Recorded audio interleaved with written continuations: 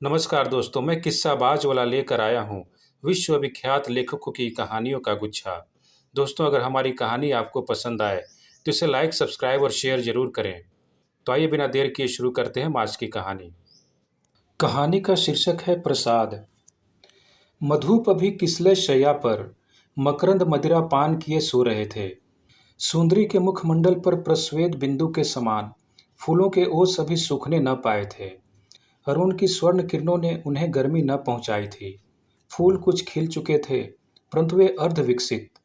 ऐसे सौरभपूर्ण सुमन सवेरे ही जाकर उपवन से चुन लिए थे।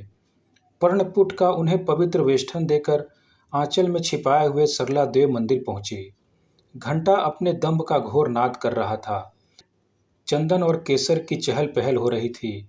अगुरु धूप गंध से तोरण और प्राचीर परिपूर्ण था। स्थान स्थान पर स्वर्ण श्रृंगार और रजत के नैवेद्य पात्र, बड़ी बड़ी आरतियां, फूल चंगेर सजाए हुए धरे थे। देव प्रतिमा रत्न आभूषणों से लदी हुई थी। सरला ने भीड़ में घुसकर उसका दर्शन किया और देखा कि वहां मल्लिका की माला, पारिजात के हार, मालती की मालिका और भी अनेक प्रकार के सौरभित सुमन देव प्रतिमा के पदतल में विकीर्ण हैं।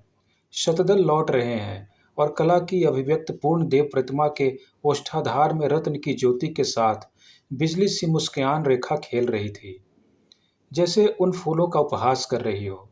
सरला को यही विदित हुआ कि फूलों की यहाँ गिनती नहीं, पूछ नहीं। सरला अपने पाणी पल्लव में पर्णपूट लिए कोने में खड़ी हो गई। भक्त वृंद अपने नैवेद्य उपहार देवता को अर्पण करते थे। रत्न खंड, स्वर्ण मुद्राएं देवता के चरणों में गिरती थीं। पुजारी भक्तों को फल फूलों का प्रसाद देते थे। वे प्रसन्न होकर जाते थे। सरला से न रहा गया। उसने अपने अर्ध विकसित फूलों का पर्णपुट खोला भी नहीं। बड़ी लज्जा से, जिसमें कोई देखे नहीं, ज्यों का त्यों फेंक दिया, परंतु वह गिरा ठीक देवता के चरणों पर। पुजारी ने सबकी आंख बचाकर रख लिया। सरला फिर कोने में जाकर खड़ी हो गई।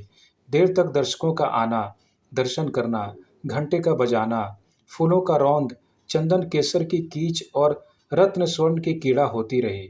सरला चुपचाप देखती रही। शयन आरती का समय हुआ। दर्शक बाहर हो गए। रत्न जटित स्वर्ण आरती लेकर पुजारी ने आरती आरंभ करने से पहले देव प्रतिमा के पास के फूल हटाए, रत्न आभूषण उतारे, उपहार के स्वर्ण रत्न बटोरे। मूर्ति नग्न और विरल श्रृंगार थी। अकस्मात पुजारी का ध्यान उस पर्णपूट की ओर गया।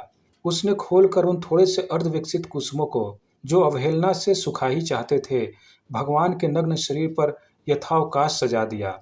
कई जन्म का अतृप्त शिल्पी ही जैसे पुजारी होकर आया है। मूर्ति की पूर्णता का उद्भोग कर रहा है। शिल्पी की शेष कला की पूर्ति हो गई। पुजारी विशेष भावापन्न होकर आरती करने लगा।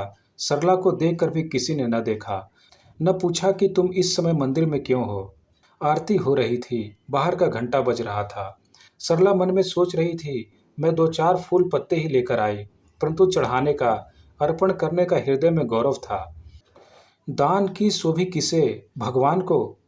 मन में उत्साह था, परंतु हाय, प्रसाद की आशा ने, शुभ कामना के बदले की लिप्सा ने मुझे छोटा बनाकर अभी तक रोक रखा। सब दर्शक चले गए। मैं खड़ी हूँ, किस लिए? अपने उन्हीं अर्पण किए हुए 2-4 फूल लौटा लेने के लिए। तो चलूं? अकस्मात आरती बंद हुई। सरला ने जाने के लिए आशा का उत्सर्ग करके एक बार देव प्रतिमा की ओर देखा। देखा कि उसके फूल भगवान के अंग पर सुशोभित हैं। वह ठिठक गई। पुजारी ने सहसा घूमकर देखा और कहा, अरे तुम अभी यहीं हो? तुम्हें प्रसाद नहीं मिला? लो। जान में या अनजान में पुजारी ने भगवान की एकावली सरला के नथ गले में डाल दी। प्रतिमा प्रसन्न होकर हंस पड़ी। धन्यवाद।